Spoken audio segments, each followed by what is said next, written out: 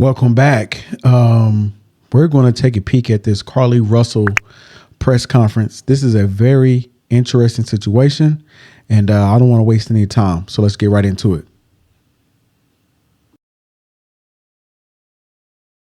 I'll turn the microphone over to Hoover Police Chief Nick Dursis. Thank you. Thank you, Mayor. Thank everyone for being here today. Besides me stands the team who played a significant role in this investigation. I want to thank our department, members of surrounding local law enforcement agencies, the FBI, Secret Service, United States Marshals, and ALEA for their assistance in this case. We said from the evening of July 13th, our focus would be the safe return of Carlee Russell. That occurred on Saturday, July 15th, approximately 49 hours after she called 911 and disappeared. From that point, our focus has been to determine Carlee's whereabouts during that time and what exactly took place. Let me say up front, this investigation is not over. We're still working this case, and we'll work in this case until we uncover every piece of evidence that helps us account for the 49 hours that Carlee Russell was missing. However, through the public interest, and in some cases, public fear that this story has generated, we owe it to our citizens to tell them the facts that we have uncovered. So I will give you the facts that we know today. On July 13th, at approximately 8:20 p.m., Carlee left work from a business at the Summit. Surveillance video from her place of employment shows Carlee concealed a dark-colored bathrobe, a roll of toilet paper, and other items belonging to the business prior to her departure. She ordered food from Tzatziki's at the Colonnade and traveled there.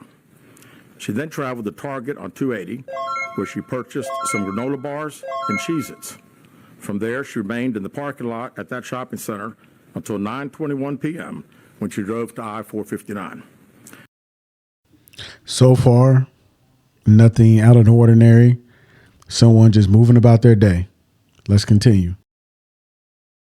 Carlee communicated on her cell phone with individuals known to her while on her path of travel up to the point of calling 911 at 9:34 p.m. And at this time, we will play the 911 call in its entirety.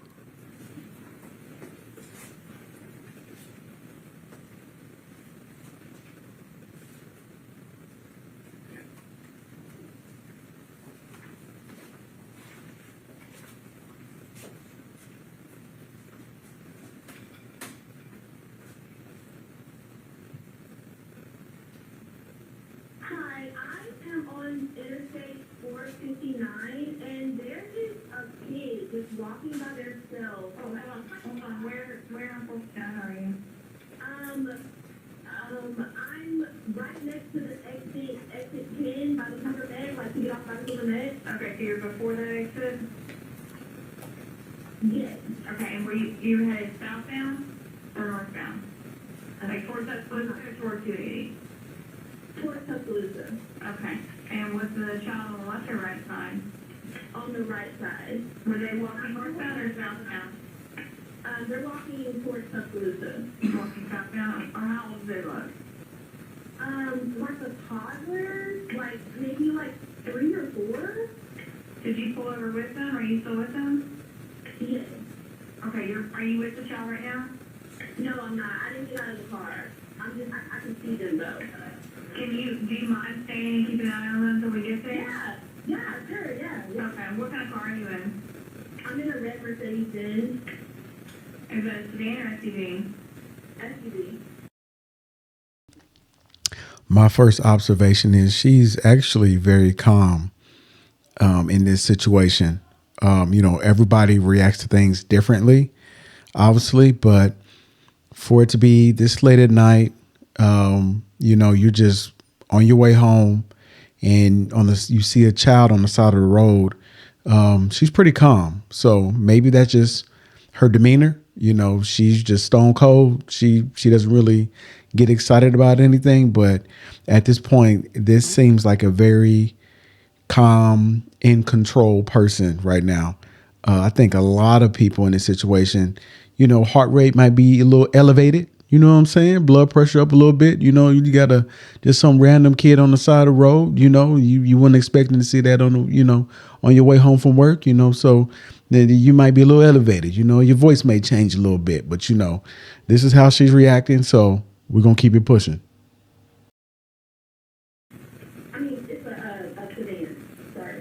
you put your hazards on for me? Yeah, they're on. Okay. Did you talk to the child at all, or did you say anything to them? No. Okay. No. Do they look like they're injured? No, they don't. Are they white, black, Hispanic, or Asian? They're white. Okay. Is it male or female? I think it's a boy, a little boy. White male? Okay. So is he wearing clothes? Yes. Okay. What is he wearing? It's a white t-shirt, and it doesn't look like he has any pants on. It looks like a diaper. Now, real quick, this just crossed my mind.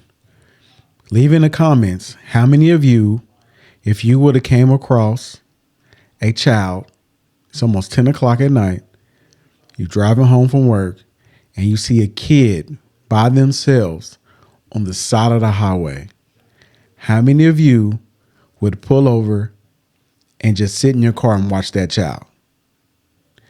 Now, how many of you would get out your car and secure the child? And what I mean by that is keeping them from potentially walking into the highway, the busy highway, right? Keeping them from getting hit from a car. Maybe you won't necessarily put them in your car, but you would, try to handle the child so that they wouldn't hurt themselves. Now, how many people? Now, I know we live in a day and age where, you get in trouble for breathing on someone, right? But I'm just wondering, how many of you would have just sat in the car and how many of you would have got out and secured the child? Let's keep going. And you don't see any cars anywhere? No, no cars anywhere.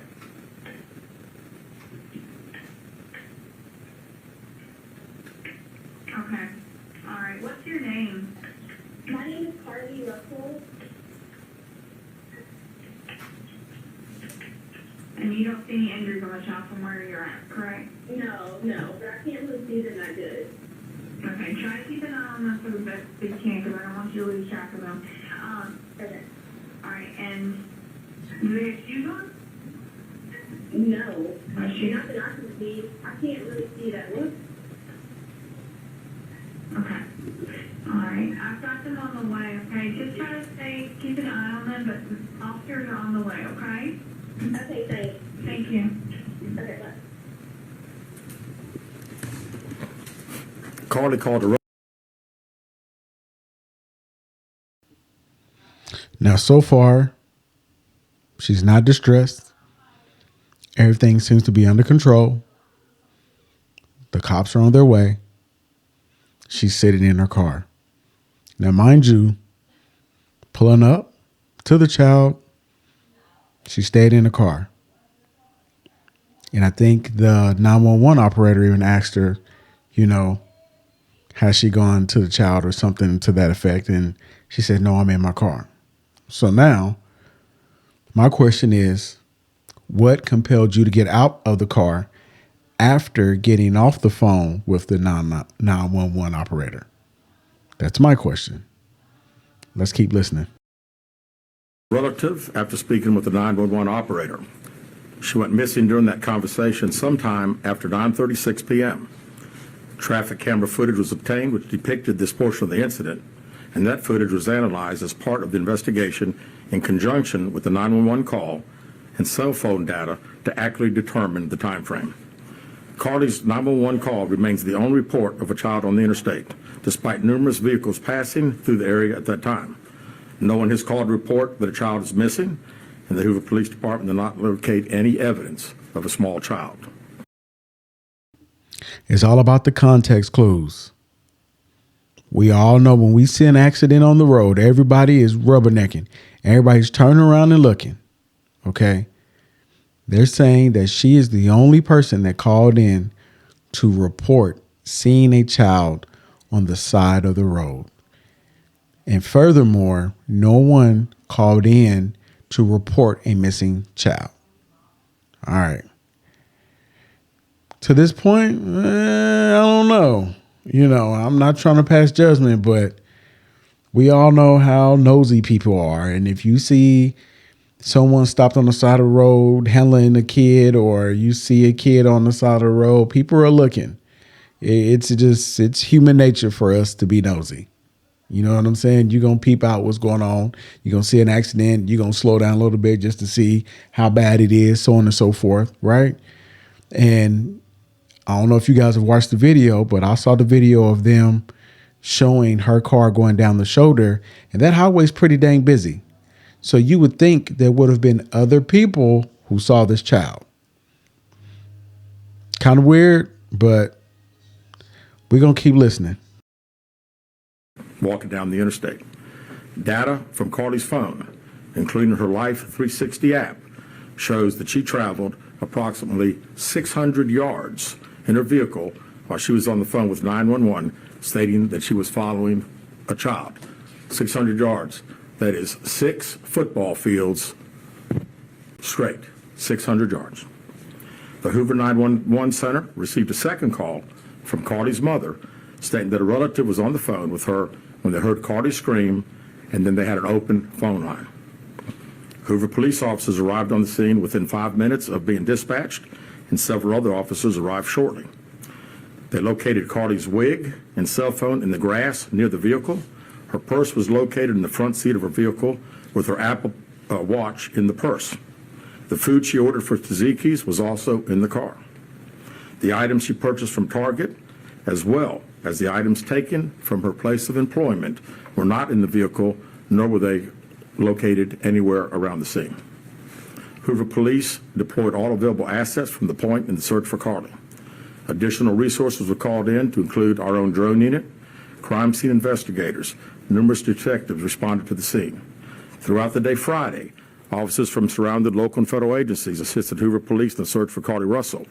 Officers returned to the scene on 459 to conduct a thorough line search for evidence.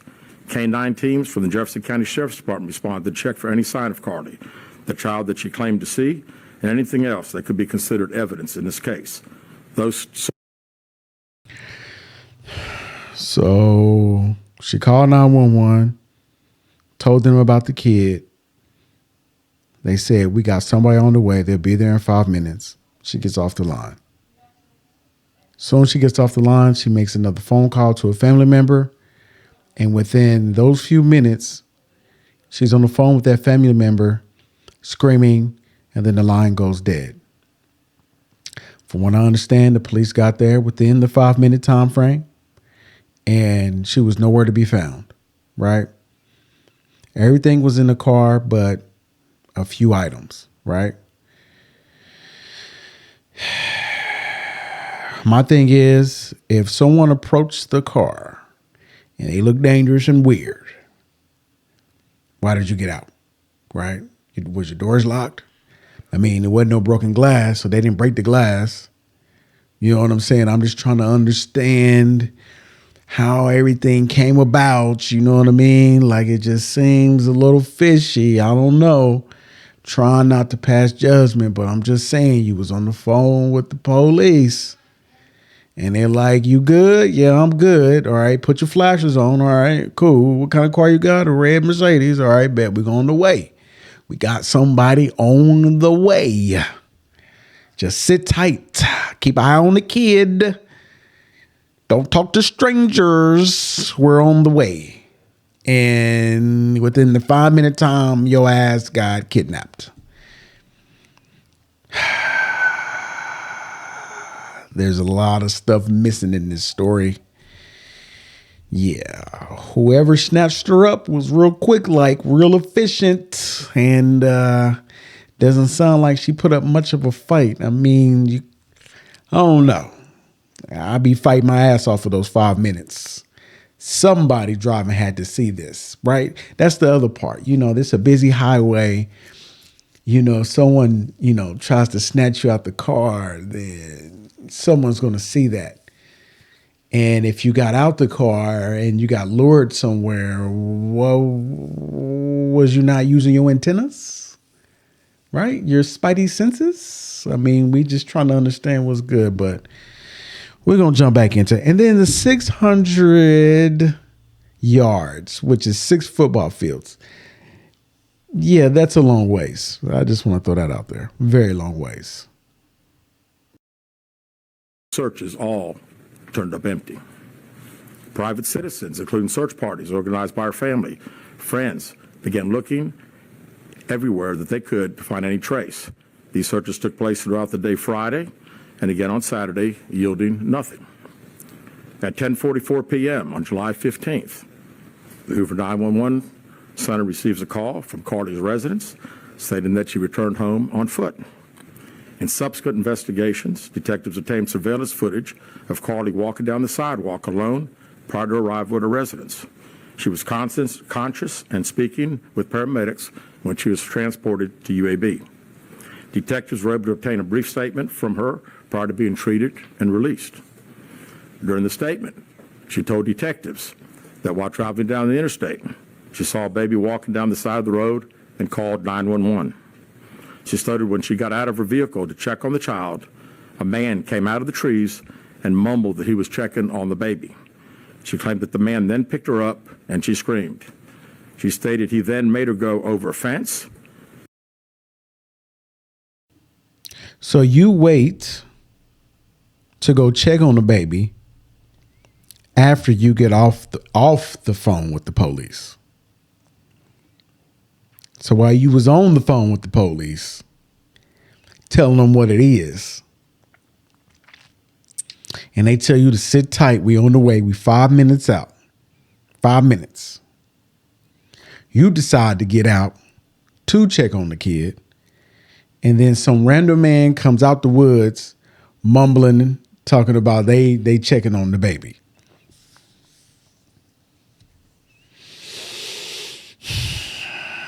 You got to make it make sense, man. You got to make it make sense. She claims he then forced her into a car, and the next thing she remembers is being in the trailer of an 18-wheeler. She stated that the male was with a female. However, she never saw the female, only hearing her voice. She also told detectives she could hear a baby crying. Detectives, the male had orange hair with a big bald spot on the back. She said she was able to escape the 18-wheeler and fled on foot. Sound like she got kidnapped by a damn clown.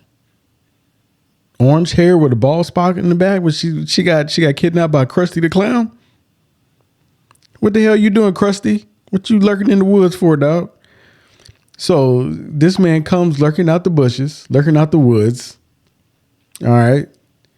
Talking about checking on the baby. Next thing you know, he grabs her, drags her to a car, and then somehow gets her into this trailer, right? That's a whole lot of action for her to be on the side of a busy highway, right? With the baby who's still on the loose. Okay. Well, I guess while she was, captive, she heard a baby. But no one saw this. No one at all. This night, everybody minded their business and just kept their eyes on the road, looking forward. Not going to pay attention to the scuffle on the side of the highway. I'm going to mind my business tonight. All right. Only to be captured again and was put in a car. She claimed she was then blindfolded but was not tied up because the captor said they did not want to leave impressions on her wrists. She said that they took her into a house and made her get undressed. She believes they took pictures of her, but she does not remember them having any physical or sexual contact.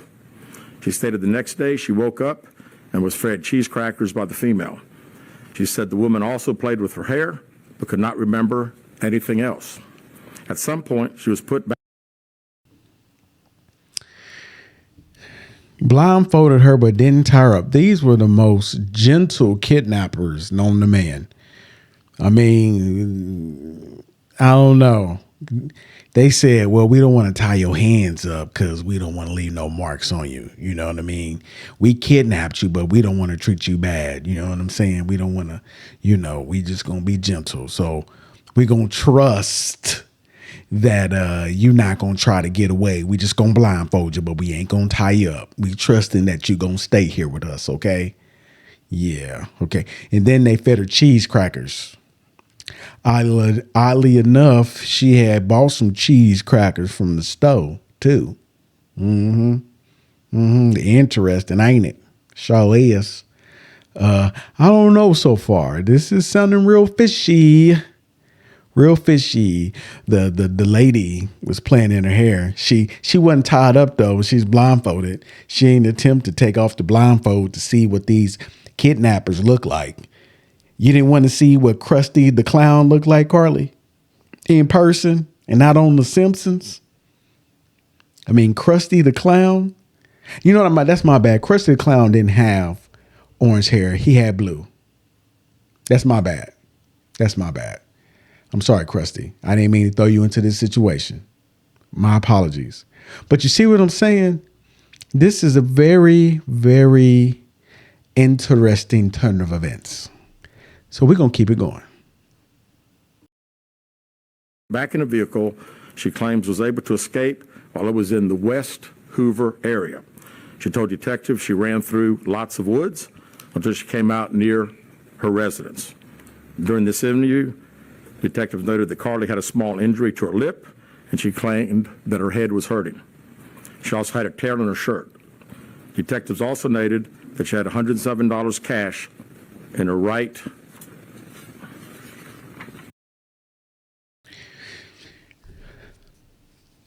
She was out of it a lot, it seems like. And my thing is, sounds like they didn't drug her. They didn't shoot her up with none of that Ron.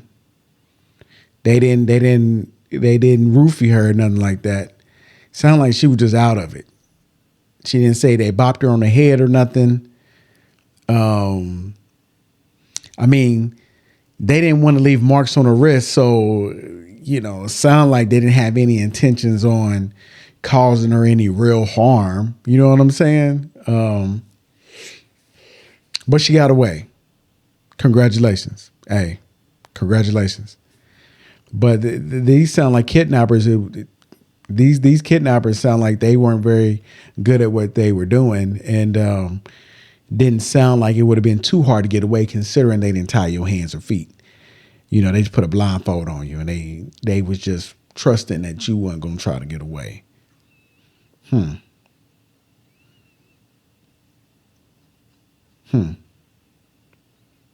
Don't think she was sexually assaulted. Said they took pictures of her naked. Okay. They didn't want to tie you up, but they made your ass get naked. Huh. They wasn't really using no force, so how did they force you to get naked? I'm just trying to understand. I don't know everything. There may be some more details that I'm not privy to, but I'm just going over what we've been told so far. So. Sock. Out of respect for Carlee and her family, detectives did not press for additional information in this interview and made plans to speak with her in detail after giving her time to rest. Detectives continue analyzing data from Carlee's cell phone that was left behind at the scene. We enlisted the help of the United States Secret Service in conducting this analysis. Part of what data included several internet searches in the days leading up to their disappearance that I think are very relevant to this case. On July 11th at 7:30 a.m., the term, "Do you have to pay for an Amber Alert?" was searched. On July 13th at 1:03 a.m., the day of her disappearance, the term, "How to take money from a register without being caught," was Oh, man. Do you got to pay for an Amber Alert? And that wasn't what I was laughing at. I was laughing at the, how do you steal money from a register and not get caught? Who the hell Googles that?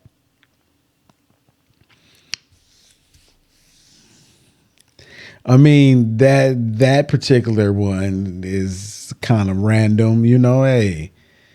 Maybe she was just curious, That don't necessarily mean that she's a thief. That just means she has interest in finding out how to steal from a register and not get caught. I mean, everybody has weird curiosities, you know what I'm saying?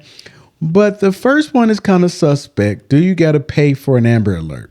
Which is also pretty random considering the situation, but who knows? People Google the darndest things, The darndest things. searched. On July 13th at 2:13 a.m., the day of her disappearance, the term Birmingham bus station was searched. On July 13th, 2:35 a.m., a search for a one-way bus ticket from Birmingham to Nashville was conducted with a departure date of July 13th. On July 13th at 12:10 p.m., a search for the movie Taken. Okay. Initially when I heard about the, researching the bus tickets, maybe she was planning a trip, people, hey, the weekend's coming up, or maybe, hey, I just want to take a little day trip somewhere. I just wanted to see how much it costs to get from Birmingham to Tennessee. You know what I mean? It's just, it ain't nothing wrong with that, I guess, I mean, you did Google it on the day that you was about to become missing, but once again, people Google a lot of things, She didn't know she was going to get kidnapped. You know what I'm saying? But, she just trying to say, but it was a one way. She wasn't planning on coming back, which is interesting. And then she Googled the movie Taken. Now, that's pretty dang interesting considering you getting ready to get kidnapped that day. You looking up the movie about people who get kidnapped and a family members coming to trying to find them. That is interesting. Once again, people Google the darndest things, but that is a little suspicious, I'm trying to give you the benefit of the doubt, Carlee, but it's getting a little hard here. But, let's continue to listen and see what else we find out. A film about abduction was conducted.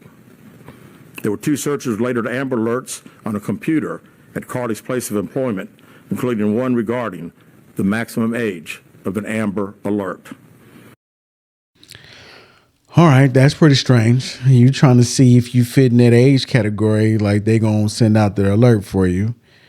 I mean, you was Googling that at work, so I mean, says you got a lot of time on your hands at work. It's on a work computer. I'm sure your job didn't appreciate that. You supposed to be doing your job, but yeah, that's pretty weird. Just considering the turn of events. That's all. We just considering the turn of events. So we're gonna keep it pushing. There were other searches on Carlee's phone that appeared to shed some light on her mindset, but out of respect for her privacy, we will not be releasing the content of those searches at this time. We've asked to interview Carlee a second time, but have not been granted that request. As you can see, there are many questions left to be answered, but only Carlee can provide those answers. What we can say is that we've been unable to verify most of Carlee's initial statement made to investigators, and we have no reason to believe that there is a threat to the public safety related to this particular case. Thank you very much.